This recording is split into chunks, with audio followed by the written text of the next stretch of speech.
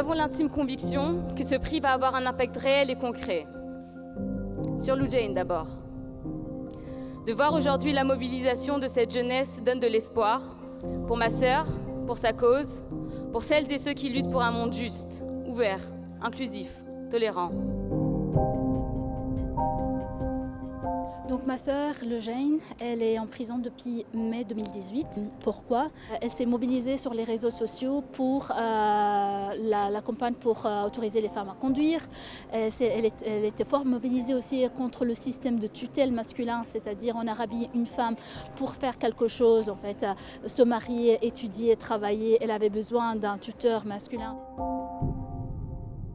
Le combat il continue aujourd'hui et elle est toujours en prison, c'est très important de le faire remarquer. Elle ne s'en sort pas actuellement et donc c'est important qu'on ait reconnu son combat. Mais il faut qu'on aille au-delà, il faut continuer, c'est pas prêt de s'arrêter. Je pense qu'il y a pour la France les moyens d'évoquer la situation de Lou Jane et de revendiquer simplement qu'elle soit libérée et qu'elle puisse en clair retrouver la liberté qu'elle n'aurait jamais dû perdre. L'espoir revient en se disant, ben voilà, peut-être que de faire du bruit, de dire tout cela est important, cette parole est portée, elle est aussi portée institutionnellement, ce n'est pas rien.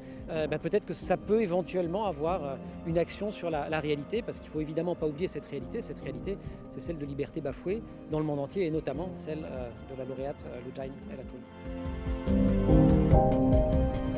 Ce prix, c'est très important pour nous parce qu'en fait, ça donne une reconnaissance du combat de Lou Jane, ça donne une légitimité à son combat, c'est une protection pour elle et ça donne du courage parce qu'elle se sent soutenue.